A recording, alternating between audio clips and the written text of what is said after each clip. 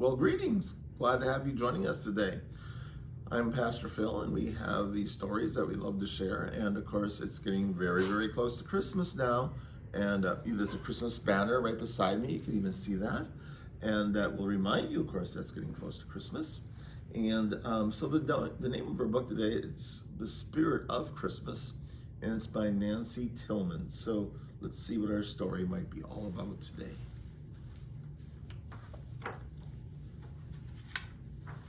I love sharing these Christmas stories, by the way. I don't get much of a chance to do so because, Christmas only comes around once a year, right? I had just nodded off at 4:15 when the spirit of Christmas stepped in through my door.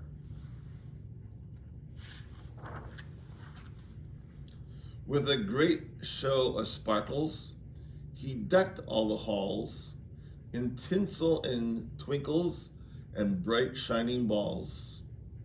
I was really quite fond of the trimmage he brought, but there was just something missing this Christmas, I thought.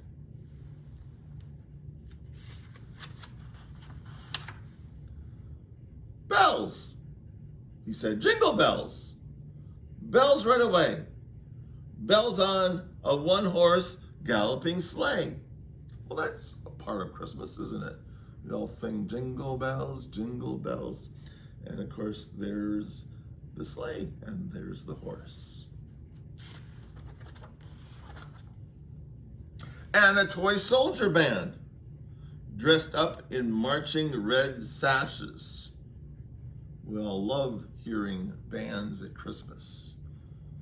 And there's even some marches called the Toy Soldier that we all know well. What else could be missing in our story? And candy canes, and tongues, and marshmallow mustaches. Those are a pretty important part of Christmas, don't you think? Everybody loves to have marshmallow mustaches. Reminds me of trying to eat a s'more. What a disaster that kind of is, right? Every time, but oh, they're so worth it, don't you think? Everyone caroling songs of goodwill. And in that picture, that's kind of a cute picture. There's a raccoon and some wolves, and they're out in the woods, and they're all howling, "I wish you a Merry Christmas and a Happy New Year." So merry that even the trees can't be still. I shook my head. "You're really so kind, but it's just not exactly what I had in mind." I wonder what they could have in mind really then.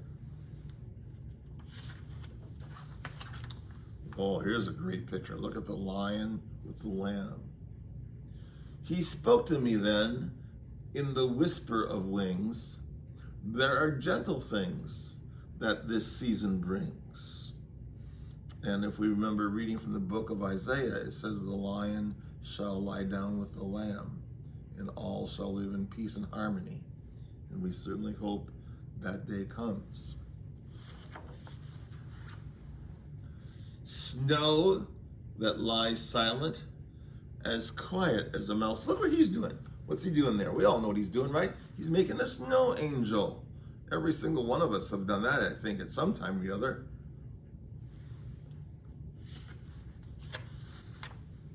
And roads that all lead to Grandma's house. Well, I understand that one completely because we had like 25 people at our house for this last weekend for Christmas. So all roads led to Grandma and Grandpa's house this week. That's what's for sure.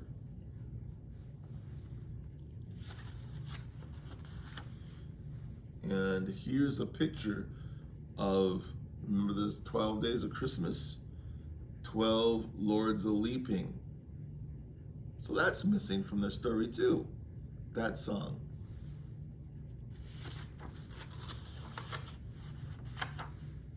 And of course, Santa Claus. We're just getting to him. I lifted my chin and stared up at the ceiling.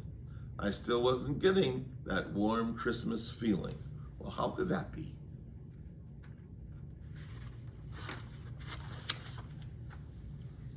That's when the spirit of Christmas smiled.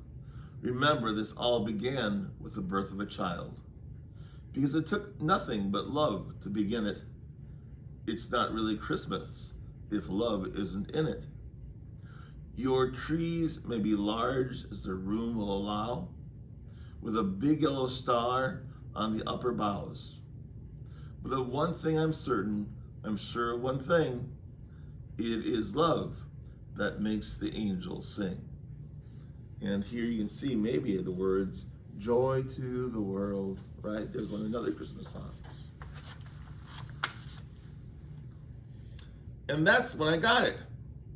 That's when I knew the thing that was missing this Christmas was you.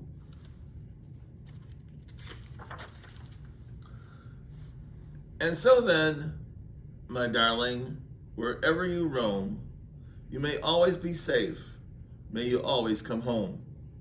For as long as the world still spins and still hums, wherever you are, and no matter what comes, the best part of Christmas will always be you beneath the Christmas tree.